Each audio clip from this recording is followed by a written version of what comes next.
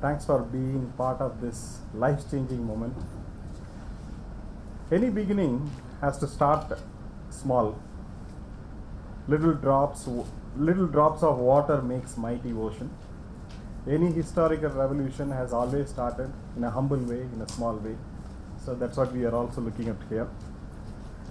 I myself was in healthcare industry for past 27 years, dealing with elephant-size equipments. They all have been huge and expensive. So we are here starting something different. Assume we close 2 elephants inside this hall. No, definitely it's not without just you with the elephants. We are all out. Leave it with a lot of water and food for next 24 months, not 24 days, 24 months. And what will happen after 24 months? When you open the door, you will certainly find 3 elephants walking out. Am I right? So this is what we can expect. Parallelly, in the same hall, we put 2 rabbits inside and then feed them with enough water and food and leave them for 24 months, 36 months or 48 months. What do we see after that?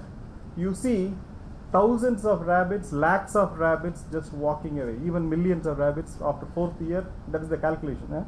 It's not just like that I'm telling. By calculation, 1 million rabbits can walk out of this room. So that's what is possible when we start something small and then we are directed in the right direction.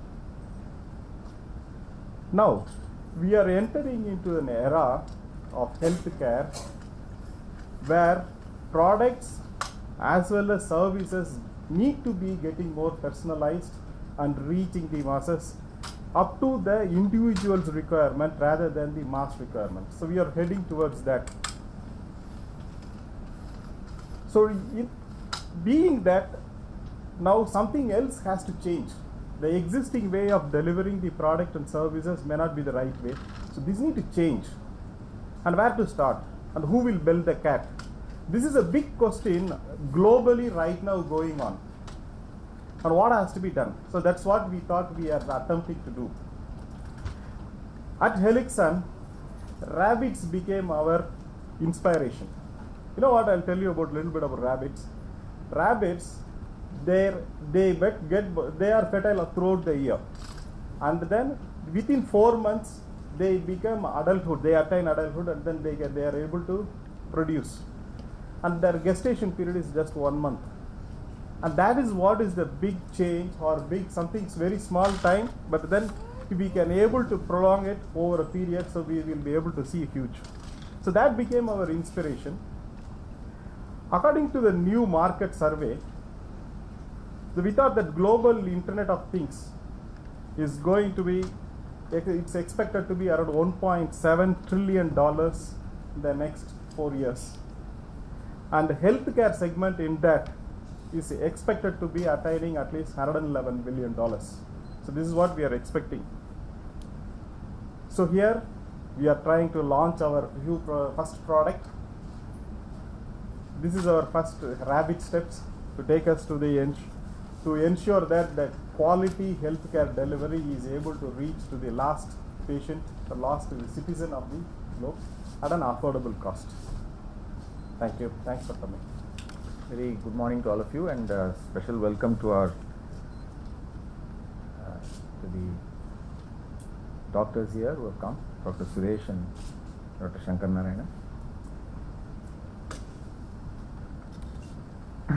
As head of the institution next door and the chairman of this research park, I am very proud today to be part of this function to launch the first product of Helixon, which is a startup that is born in this research park just last year. Is that right? Okay. Last November. So the launch is very fast. I must congratulate them for that. This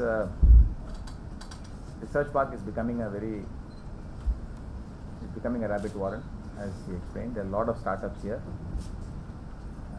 We have IIT Madras incubated about close to 90 startups till now, of which 57 or 58 are currently being incubated here in this research park. There are a few of them in the healthcare segment. In fact, there is a healthcare innovation center in this research park that there is a research center associated with IIT Madras. And these kinds of products, which are aimed at addressing the scale requirements of India, addressing the problems associated with scaling rapidly, which is lack of sufficient number of doctors, lack of access, the problems of extending medical care to far-flung areas and rural areas. All of these can be addressed to some extent, though not completely, with the aid of technological tools and automation, connectivity, screening technologies, all kinds of different interventions. And I'm very happy that this product, I'm sure the experts will be able to tell us in what way it can make a difference, but this kind of a product which enables monitoring of one parameter, in this case the temperature of a patient, continuously and with automatic alerts through a communication system and so on. These kinds of things can become very useful tools in the hands of experts. In this, connected to the same area of particularly of with regard to children, for whom I presume especially when the children, with small children particularly, rapid rise of temperature could be a very serious issue. And but in the same, connected to the same segment of the population, recently IIT Madras, the Healthcare Center, Technology Center of IIT Madras, had developed the design and specifications for ambulances for transporting newborn babies. And I think Tamil Nadu government is already either already in the process of or already implemented that, and some 30 ambulances have been either are being procured or have been procured. I'm not sure about the status of that, but so in these, this I just mentioned that as an example. This is a kind of intervention, step by step, in different directions. There's not one intervention cannot make a big difference, but a whole lot of them. Maybe they are small steps. Maybe they are addressing some loopholes, some plugging some gaps in various segments. We can try to make a difference in the speed with which we can scale our healthcare delivery. At least, starting from the basics, taking care of this kind of fever. I know that I know from my own layman's experience, I know that a small child, if it gets high fever very quickly, it can lead to complications. It can lead to damage to the brain, and then subsequently lifelong complications. So these kind of things may make a difference. We'll have to hear from the experts how it will do so. May make a difference in being able to intervene in a timely manner in far-flung areas. So it is with that hope that these companies are incubated here. I'd like to again congratulate Elixon, and I hope that they will persist with this and listen to the voice of the expert, the voice of the customer. In this case, of course, is the medical profession, and understand where the gaps are. And the challenges, of course, always is that getting the right technological solution, the right price point, with the right features, is not easy, because we always, as engineers, tend to assume that something that excites us is what people will want. But we'll have to really listen to the user and find out what will make a difference and design the product appropriately. It has to be robust also. It should not give trouble. It should not require expert attention to be used in a reliable fashion. So I noticed that of the two people whose names are listed who have met me also, Mr. Vijay Raja and Mr. Vanya Rajan, one of them is an alumnus of the institute. So we are very proud of their achievement, and I, on behalf of the institute, I'd like to wish them all success and much more productivity, and like rabbits, I hope they produce many interesting products that will make a huge difference to India and the world. Thank you very much. Thank you for your work with The pleasure and privilege of working, being associated with this research park. working closely with HTIC, which has actually resulted in a product called ArtSense, which is going to screening for coronary artery disease. And we hope it's going to have many more applications in the healthcare too. Before I proceed, let me pause for a moment to pay my tributes to one of the greatest sons of India, Professor APJ Abdul Kalam, who believed in a strong, united and educated India. And for him, harnessing technology for common man's benefit for something he believed truly in. And in that, I remember him telling me, I had the privilege of sharing a dais with him in VHS, and he told me that what brought greatest pleasure for him was when he walked into a hospital in Hyderabad and he saw crippled children, and the doctor who had visited his laboratory said he found a material which was so light and very strong. He said, why can't you use this material for my crippled children? And then Kalam said, yes, fine, let us try it out. And within a month, they brought out a caliper where these children were wearing calipers of weighing more than 4 kilograms, actually brought down to 400 grams. And they were all smiling and said when the mothers smiled that their children were able to walk, this was the best moment of my life. The reason why I'm saying that here is I think technological innovation, bringing the best of technology to the common man, which will benefit is translational innovation, and I think that's what is the need of the hour today. India has always been proud of its IT strength, and today the mobile phone penetration across the country in remote areas is quite significant. It has far surpassed landline connectivity, and it's very unusual to find somebody without a mobile phone on their hand. And not only the mobile phone, they're also going to a smartphone. The advent of smartphones, and remarkably, what we were talking ourselves as not a very economically not a very advanced country, we find that smartphones penetrating people gleefully lapped it up, and then with bordering on the lines that almost it's overuse and also abuse of the smartphones. So while that is going on, I think the IT industry should were looking at it in a different way, and they said because the availability of the last mile connectivity of the smartphone is already there, so they've been working overtime to see how they could leverage this availability of the smartphone in the hand of every individual, how we can leverage for healthcare technology. And that I think is the truly the word, the coining the word M-Health or mobile health has come to being. So using the mobile health platform, we should try as much as possible to access not only information but also to see how we can deliver healthcare. And India, of course, is second to none in terms of technical knowledge, and if only more funds have been appropriated for research, and we have a significant wherewithal to do translational research in healthcare, and we are seeing it every time, because here is a company which started about 8 months ago and already they are out with a product. And the best of it all in healthcare is our population. Our population is truly our strength. We keep saying we are overburdened population, but the amount of innovations that if you can take care of a population like India, you can use this technology to take care of anybody else in the world. Because it means if I take a particular disease, I already have 200,000 patients on the disease really on my list. So there is nothing known as rare here. So the moment we are able to capture this information and deliver this healthcare through a platform like this, I think we are here, we can rule the world saying this is the way healthcare to be delivered. The other thing is, of course, that's a slogan which I always say, is anything that is done repetitively must be automated. There's no point in wasting human time when something you have to do repetitively. And imagine a patient in the ward or a child which is there, the doctor orders saying every 4 hours record the temperature, and then you plot it on your temperature chart. So the nurse every 4 hours he has to watch the clock, go by the side, and there are like 20 patients. I told you our population is the problem.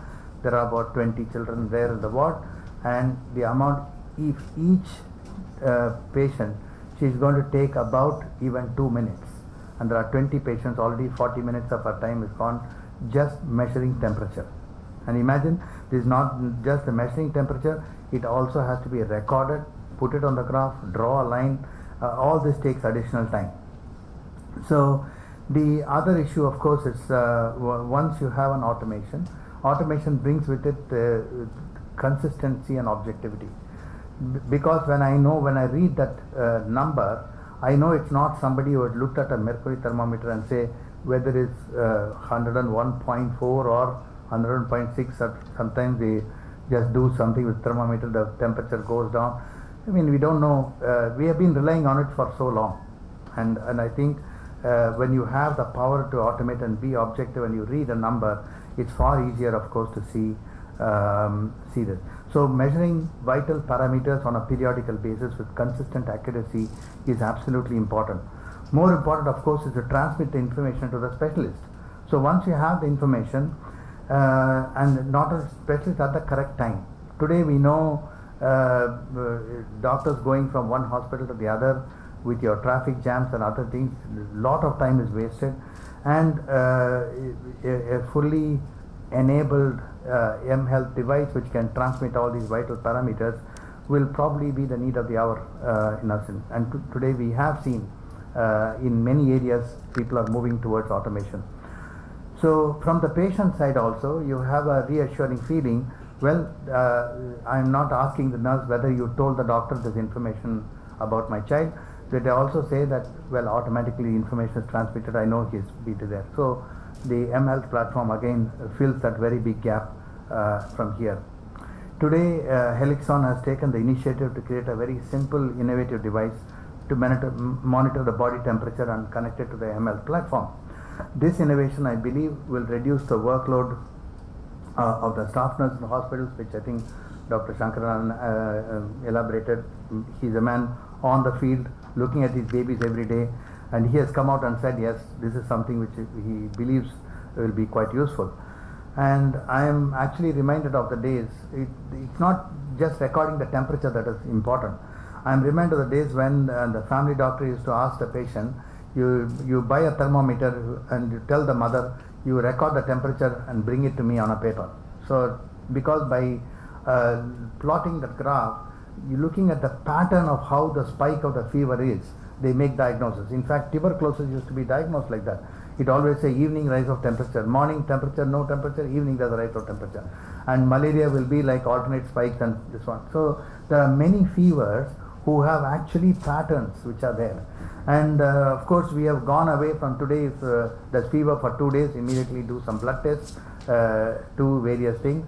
But we can't just give up on the basic things, because the signs and symptoms of a patient, if carefully listened to and that information is collated, gives you half the diagnosis.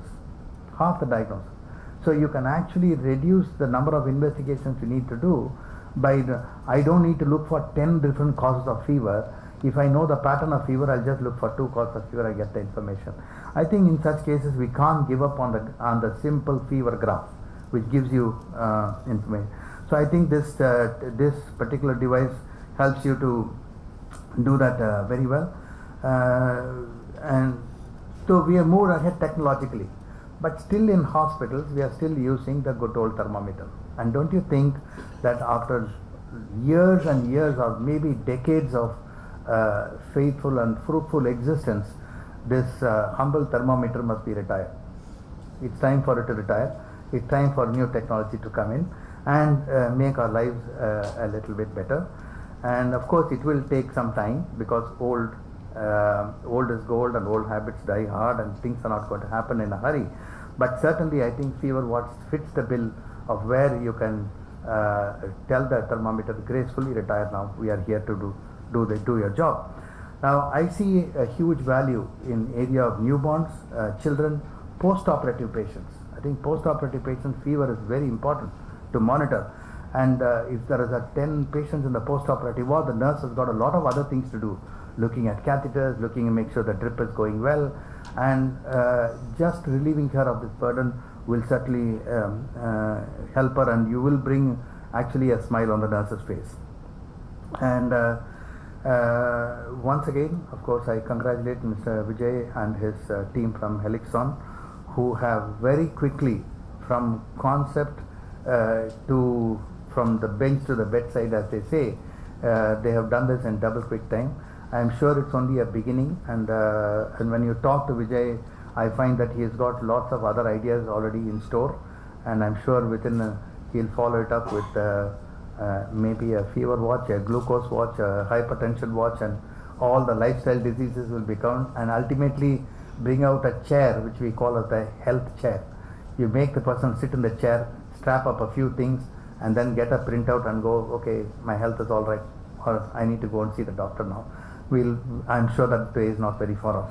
Thank you once again, and I congratulate you on this wonderful effort and wish you all the very best. Thank you. Thank you for your wonderful work, sir. Now I request Vijay to hand over the memento to Dr.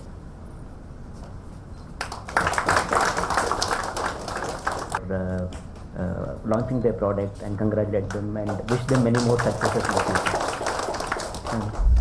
When I was going for my 12th standard exam some time back, I'm not that old, but a few years back, my father said you have to become a doctor, mother said you have to become an engineer. In our batch there were people who were becoming engineers, some becoming doctors. The engineers all went together, went somewhere, doctors all got together. Then we have our medical conferences where we talk about medicine, and engineers have conferences where they talk about engineering. In real life, in healthcare, we see patients, examine patients, they're connected to multiple things which are designed by engineers. And I always thought, why can't there be closer integration between engineering and medicine? Why two different things? Ultimately, we're doing the same thing. We're doing it for the betterment of patients.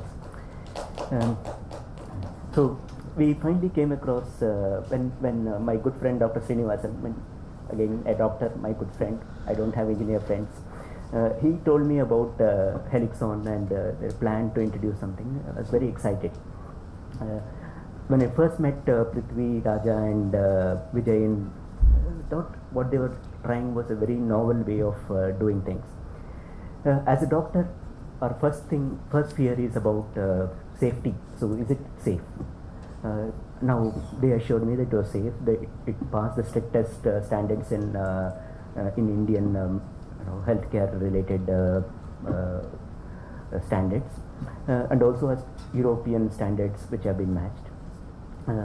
So the next question I wanted to ask was, for any change to happen, we need to have something which is reliable, which is practical, which is safe, and which is also something which is affordable. Now I can't control all of these things, so I was looking at important things. Is it reliable? Is it practical? So these were the two things which we are looking at. So okay, so this is in terms of, we studied this device, the fever watch in newborn babies at Kanchi Kamakoti Child Trust Hospital. Now we studied it in babies whose birth weight varied between 1 kilo to about 4 kilos. And we had readings from 14 babies. This data is going to be published. We are going to present it at the South Neocon conference in October, but this is preliminary results from that study. We included a range of illnesses. So some of these babies were ventilated, some of them were quite stable, and this was the fixing the device was something which we were arguing about. How to fix it, but really we found that simple adhesives which we use for fixing the IV line were adequate to achieve good temperature monitoring. So we didn't need any special stickers to put this on the base at all. We had to compare it with something. So the device which Professor Suresh is asking to retire, we had to compare it with that. There is no other way. So we compared.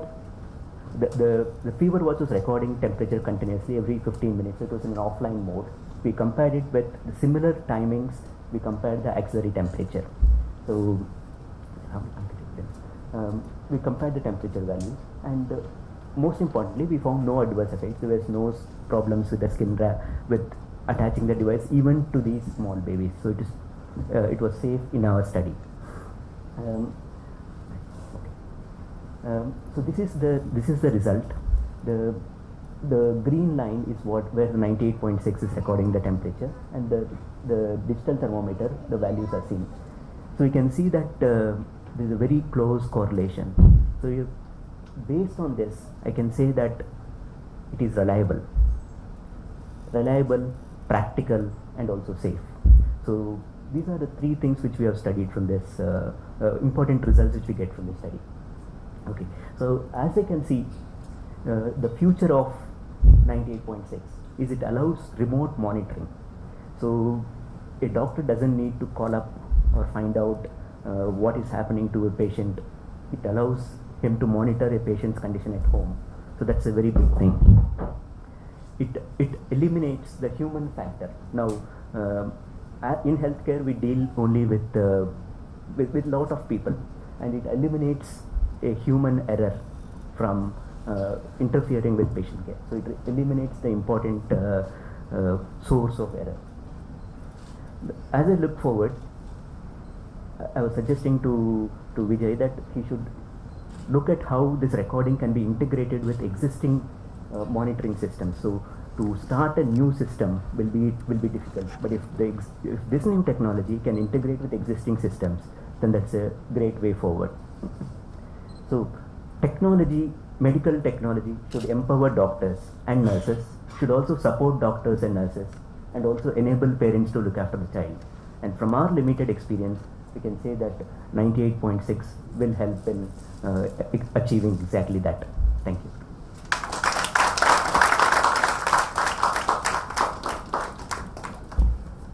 Thank you for sharing your experience, sir. VHS is multi-speciality tertiary care referral hospital. It has been providing free medical care to around 70% of its patients since its inception.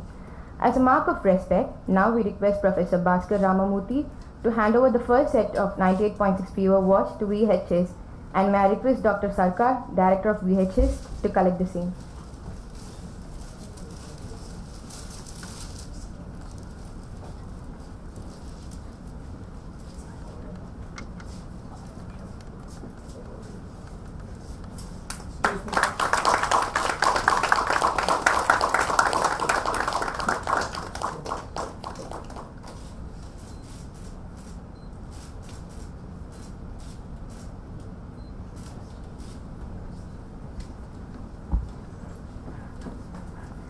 Now, I request Vijay to hand over the memento to Dr. Shankara Narayan.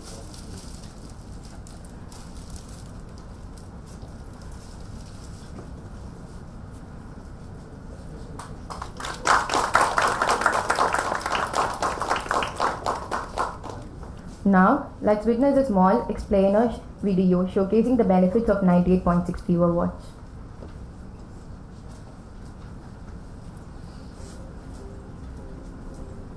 Monitor your child's fever studies not quickly, anytime, anywhere. 98.6 Fever Watch is the world's compact continuous fever monitoring system. No more sleepless nights, stress, anxiety. Place the fever watch under your child's armpit and stick on it. Turn on Bluetooth, tap 98.6 app on your smartphone, and you're all set. It alerts you when the fever spikes or crosses the set threshold. Sharing is caring. Create your child's own care network. Fever alerts or charts are sent to CareNet members for their fair and quick response. The sensor detects any loss of Bluetooth connection and smartly records the temperature at set intervals. It automatically syncs with your phone when paired again. You get latest updates on health tips periodically. It's more than measuring temperature. It helps you manage fever anytime, anywhere. 98.6 Fever Watch. Our little commitment to you and your child.